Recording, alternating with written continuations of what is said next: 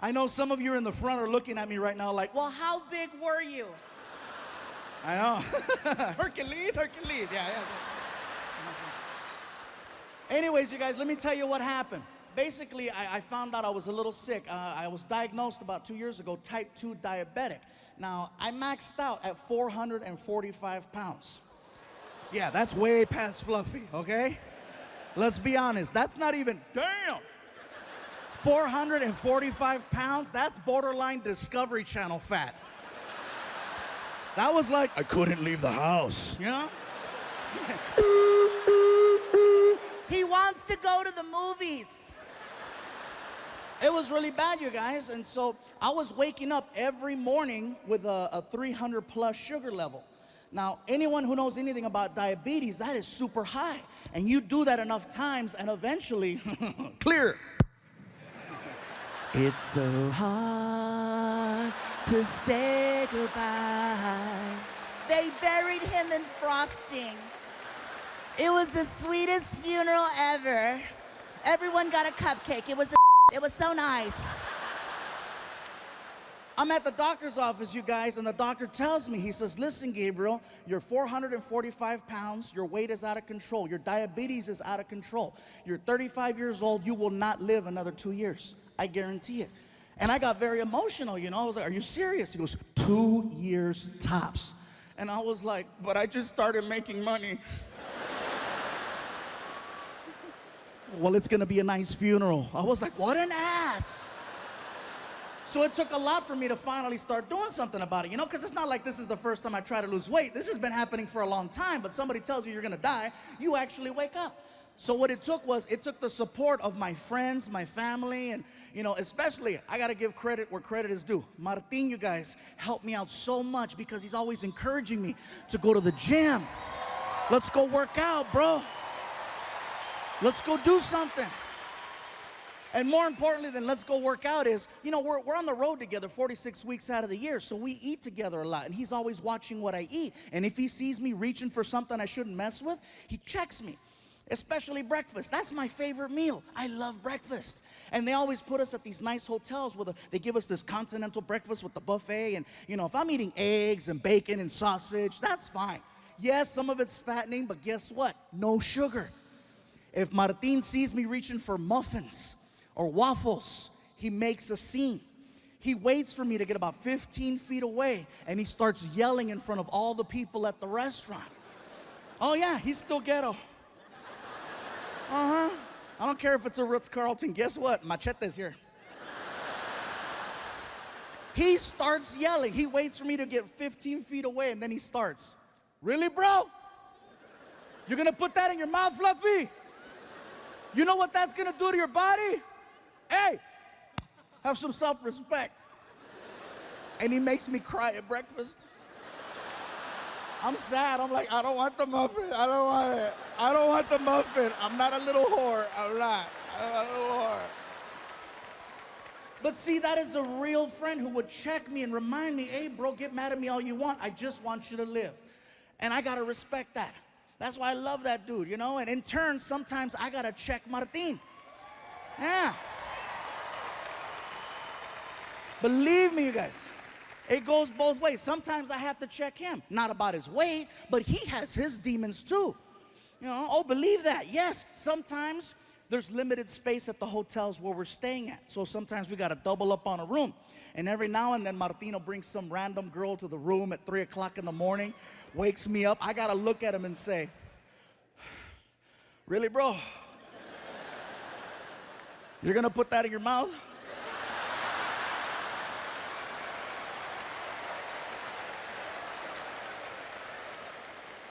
Do you know what that's gonna do to your body? Hey, have some self. He doesn't, he really doesn't.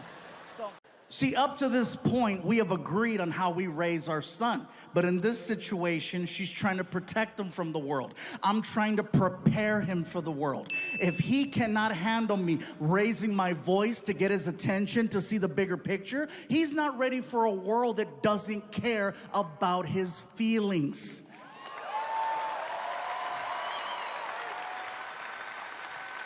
So I said, you know what? I gotta have a one-on-one with him. I gotta have a one-on-one without. So I take him out to the movies. We get in the car, we take off. Little 20-minute drive, okay? As we're driving, I figure I'll have a little one-on-one with him. Maybe this way it doesn't feel like a talk. I thought he understood what I was trying to say. It's late, we're leaving the movies, we're pulling out of the parking structure, and out of the corner of my eye, I see a cop car. And I made a sound, I was like, ugh. And Frankie goes, what is it, Dad? I said, there's a cop at the light. What are you worried about? He's gonna stop us. How do you know? Watch. I made that left turn. Frankie's losing it. It's happening! I said, relax. I pull over. Cop pulls up from behind. Immediately, driver, windows down. Oh. Driver, hands out the window. Serious?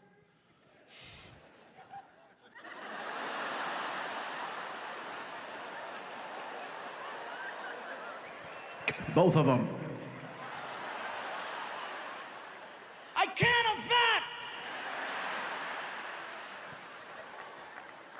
He gets to the window, and he's got the flashlight, and he shines the light right in my face. He's like, license? Yeah. Here. He takes the license, and then, of course, do you know why I stopped you? Officer, no, I don't, but I'm sure you're about to tell me. You don't have a front plate on your car. I said, officer, you're absolutely right. I do not have a front plate on my car, but my name is actually on the front of the car. Excuse me, my name is on the front of the car. I own a 2012 Ford Flex, and the Ford Flex has the actual word flex written on the hood. I have a friend who does custom automotive work, and he took all the letters off the car except for the letter F, and he made letters so that it spells fluffy on the hood, okay? Yeah, it sounds impressive. You can do it too for like $23. It's not that bad.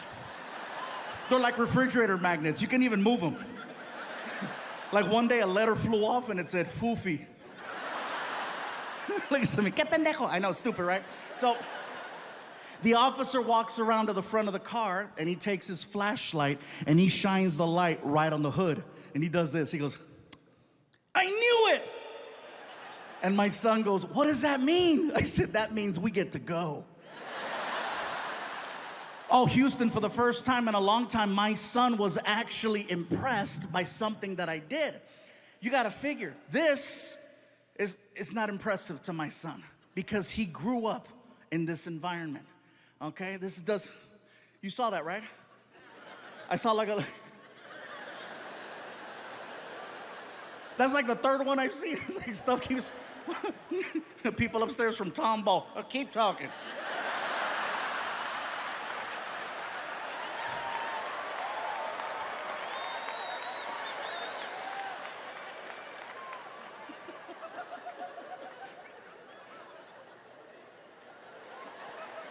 All right, I'll tell you guys what happened.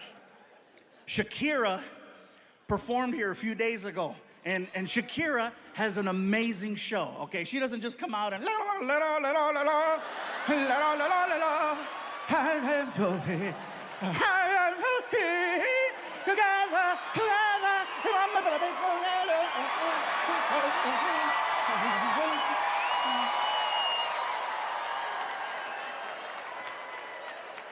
I think I just hurt myself.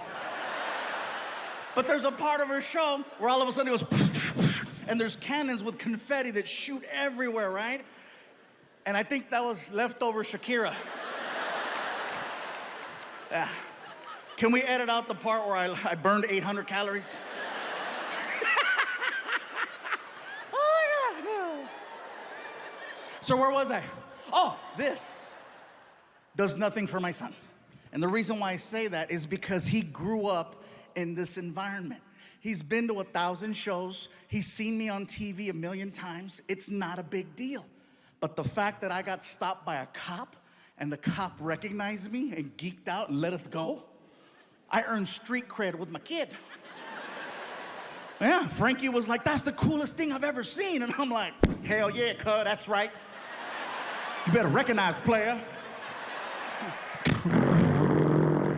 We get home, he woke up his mom. Mom, you should have seen it. We got stopped by the cops. Are you okay? Yeah, they recognized Dad and they let us go. And she stayed quiet. And I told her, huh? I got recognized. And she said, ah.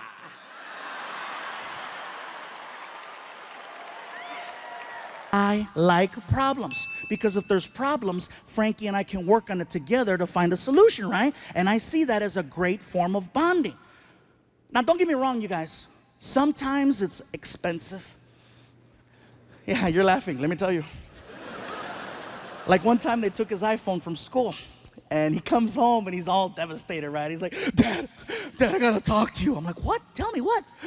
They stole my phone. I'm like, that's why you're talking. And I started laughing. He goes, it's not funny. I go, you have no idea how funny it is. I go, so what happened, Frankie? So they broke into my locker at school and they took my iPhone, they took my friend's iPhone, and if we go to the school right now, we can fill out a report. We know exactly who did it. Can we go to the school right now?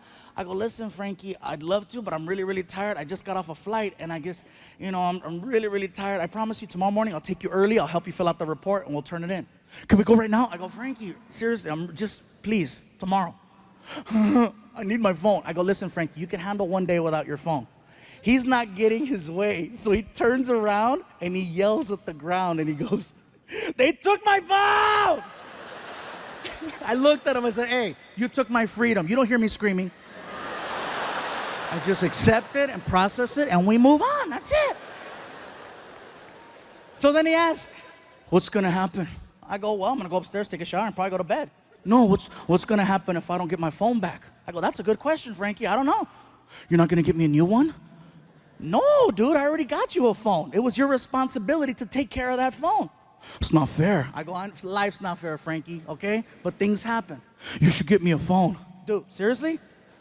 And then he looks at me and he says, and this kind of messed with me, he goes, you should get me a phone. It's nothing for you to get me a new phone. It's nothing for you to get me a new phone. Bay Area, my son thinks that what I do is easy. He thinks it's easy because all he sees when he attends 1 or 2 shows per year is that I walk out on stage, you guys start chanting, and then cool magically appears in his room.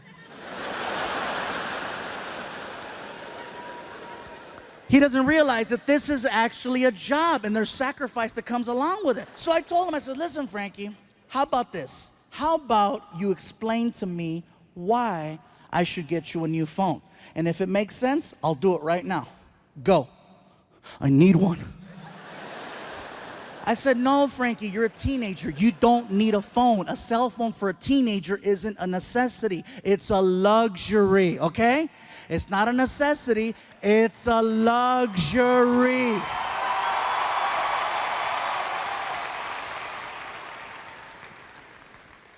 He says, what if there's an emergency? I go, like what? Someone taking your phone? What did you do today when they took your phone? I went to the cafeteria and I talked to my friend Angel and he let me use his phone and I called my mom and I go, and guess what? If that doesn't work, you can go to the office and let them know there's a family emergency. Please contact my mom or my dad. Next, what if you need to get a hold of me? I know what school you go to. What about when I'm walking home? I know the route that you take. And then he pulled this one out, one of the greatest lines ever. You know what? You talk a lot about me on TV. People know who I am now. What if someone tries to kidnap me? I said, you weigh 225. Good luck. They are not kidnapping your ass without an iPhone and a box of Oreos. That's the only way that's gonna happen. I said, Frankie, do you realize how lucky you are? You had a phone. I didn't have a phone in school. Your mom didn't have a phone in school. If we needed to make a phone call, we had to carry change or we had to call collect. What's that? Oh my God. Trying to explain the concept of a collect call to my kid is like trying to explain rocket science. He'll never have to deal with it. He'll never know what it's like to be out late somewhere and have to use a phone. First of all, to find a payphone. If you see a payphone now, you look at it like, oh wow, they forgot to take it down. Get your camera, take a picture, because that It's gone. Take a picture. He'll never know about staying out late at night and having to use one of those nasty phones and taking off that receiver. You know, the nasty one that has gum and gonorrhea all over it, right? And you gotta keep it far away from your face so you don't get infected. And then you make that phone call. You know that freaking, when you make a collect call back in the day, it was expensive. He's not gonna have to do that now. Back in the day, if you made a collect call, it was a mission. It was a mission and it was expensive. If you called my mom collect, it better have been life or death. Or that's what it was gonna be. You call my mom back in the day, shoot, we were on welfare and Section 8. Every penny counted. You call her up, Hello? and then she get the presentation. AT&T. Do you accept a collect call from caller? At the tone, say only your name. You had to get creative. Mom, it's me, pick me up at 7-Eleven, 6 for her, I love you, bye. Do you accept the charges? Hell no, I'm on my way, mijo.